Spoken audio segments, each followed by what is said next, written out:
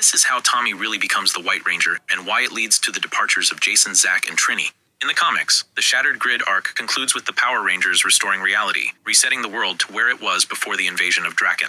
As a result, most have lost the memories of the traumatic war against the Rogue Ranger. However, the restoration of the dimensions was not perfect, leaving cracks and fissures in space-time through which Morphin Grid energy leaks out. They latch themselves to random individuals across the galaxy, granting them extraordinary strength and skills, much like a Power Ranger would receive. As some of these beings begin to use their abilities for their own personal gain, it draws the attention of the Blue Emissary, an interdimensional ambassador of the Morphin Grid whose form constantly shifts between all Blue Rangers across time. They appear before Jason Scott, the mighty Morphin Red Ranger, and unlock his memories of Shattered Grid. In doing so, Jason receives a vision of the future, a horde of powerful villains teaming up that threaten not just Earth, but everything. It helps him to decide to take on this secret mission, as the Blue Emissary is reluctant to involve Zordon in order to minimize the impact on the timeline. Chapter 2. Green Ranger No More. At the same time, the Power Rangers grapple with the threat of Lord Zed, whose arrival and creation of the original Dark Rangers, as seen in the TV show, results in the waning of Tommy's Green Ranger powers. After one final battle, the Dragon Zord goes into stasis and Tommy's morpher becomes dormant. The rest of the teens struggle to watch Tommy come to terms with his new reality of not being a Ranger anymore, as they understand very well the sense of responsibility and purpose their powers give them. Eventually, Tommy decides to leave Angel Grove for his uncle's cabin in the woods at the end of the school year for a short time. He feels that he was tethered to the city only because he was a Power Ranger, and similarly the sole reason why he and Kimberly have a romantic connection. Because if he's not the Green Ranger, who is he, really? Chapter 3. Even though I appreciate the original show for what it did, but I feel like the comics did a lot better of utilizing these Rangers better, exploring the relationships between Kimberly and Tommy. And even when he went to go spend time with his uncle in a cabin, the show never mentioned any of that at all. So thankfully the comics actually did a lot right with the series. In Angel Grove, Jason grapples with his returning memories as well as the pivotal mission from the Blue Emissary. He realizes that a new team of Rangers must be created to help deal with the new threat. Jason makes an ultimatum in exchange for his help, the restoration of Tommy's powers. The Blue Emissary then replies that he has a potential solution, but warns Jason that it might have drastic consequences, even resulting in him not being the leader of the Power Rangers anymore. The Red Ranger stands by his convictions and agrees, stating, "Whatever it takes." At this confirmation, the Blue Emissary appears before Zordon and reveals... The only thing I don't like about just like the TV show when Tommy came back as the White Ranger and then all of a sudden he was granted the new leader, but in actuality he was not a good leader as the White Ranger. But until he became Red Zeo, that's when he really stepped up to the plate, in my opinion. To restoring Tommy as a Power Ranger, though beyond Ninja. The White Light Saga Chapter is 4, kind of iconic. The White Light. Tommy's time away from Angel Grove has given him little to no breakthroughs about who he is or what he wants to do. Conversing with his uncle, Tommy asks to join him in Hong Kong, and while his uncle reluctantly agrees, he also makes Tommy promise to break the news to his friends and family, in person, first. But before he can do so, Tommy is teleported into a hidden chamber of the command center by Zordon and Alpha. There, they explain to him that while his time as the Green Ranger has come to an end, there remains a possibility to make him into a new Power Ranger. However, in order to do so, Tommy must go and retrieve a new energy source from a distant planet fraught with unknown challenges and dangers. He is initially hesitant, citing his failure as the now former Green Ranger, but Alpha and Zordon reiterate their trust and hope in him. Tommy then steps through the portal and finds himself on a jungle planet, amidst ruins of a bygone civilization.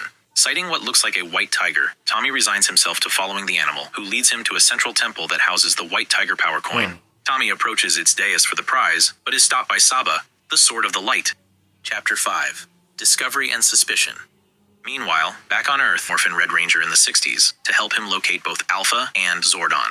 More about Grace Sterling in other videos, check the comments and description for the links. The two tech geniuses are able to isolate Alpha's records and generate a map of everything the trusty robot interacted with before going dark, which leads them to the discovery of the hidden chamber. At the same time, Jason takes the opportunity to utilize the command center's computers to help him locate new Ranger candidates for the Blue Emissary's mission, but grows increasingly frustrated at the inability to make any progress. Suddenly, Zack and Trini confront the duo, suspecting them of having something to do with the disappearance of Zordon and Alpha. Jason starts to explain both the existence of the Blue Emissary and what happened during Shattered Grid, but instead asks Trini and Zack for their trust, which his friends reluctantly supply as Lord Zed's latest monster Nimrod attacks. During their battle, the Black and Yellow Rangers express their doubts about relying on their leader as he is keeping secrets from the team.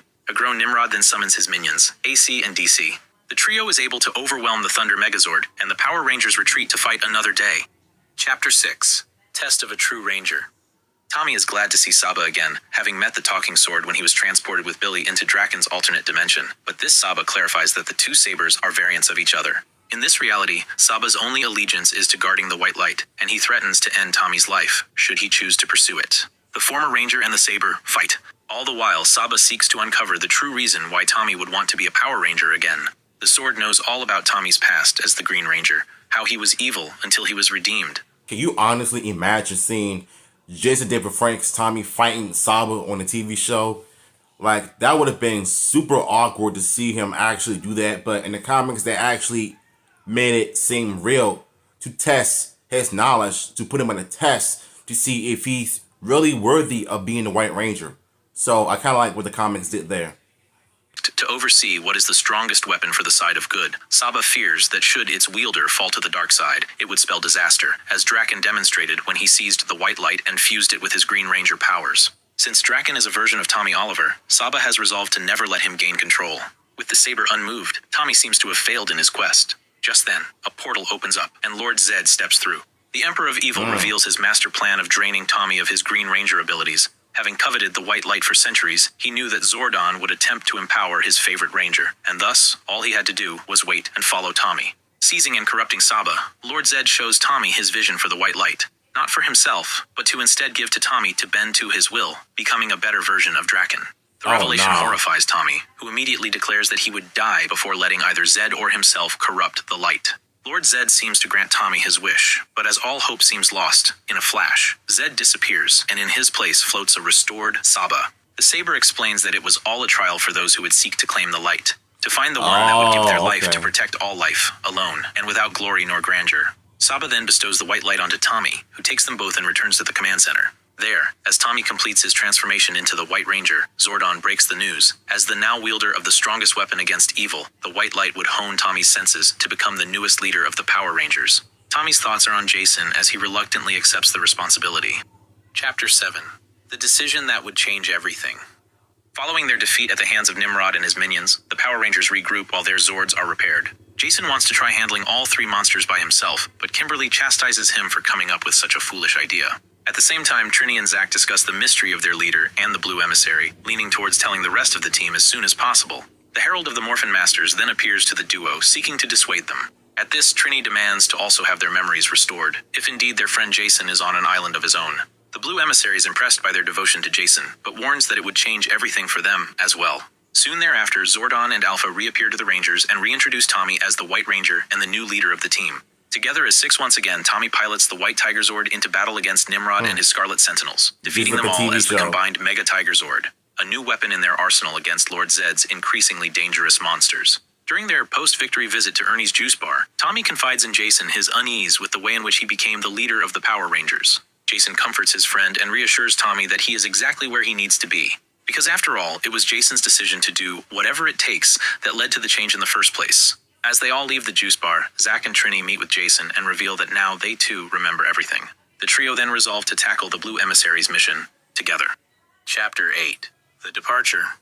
Their course set, Jason, Zach, and Trini leave Earth under the guise of a scuba trip and arrive on the Spectrum, a spaceship prepared by the Blue Emissary. The new team's first mission takes them to an alien planet where they meet Kira, an individual imbued with Morphin Grid energy.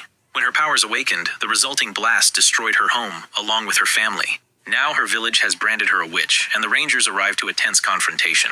Trini is able to make a personal connection with a frightened and angry Kira, calming her, and is able to defuse the situation by taking Kira away with them. Their second mission lands them on an icy world, where an empowered cat-like alien protecting a child attacks the Rangers. Kira is able to leap into action and helps subdue the enraged beast.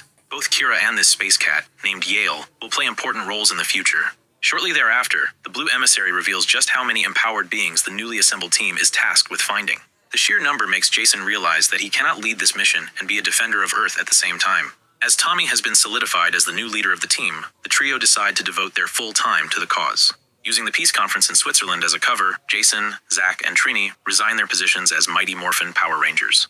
They then help retrieve the Sword of Light, which allows them to transfer their powers to the Stone Canyon trio of Rocky, Adam, and Aisha. As the now former Rangers prepare to depart Earth, Tommy pulls Jason aside, expressing his desire for the three to stay. There is a sense of betrayal felt by the White Ranger, who worked hard to return as a member of the team, only to have half of them walk away. Jason tries to reassure his friend that he is only leaving because he felt the Rangers were in good hands, but the two part on uncertain terms. Eventually, the three former Power Rangers embark on their galactic journey, and the Blue Emissary presents them with a new set of ancient, storied morphers.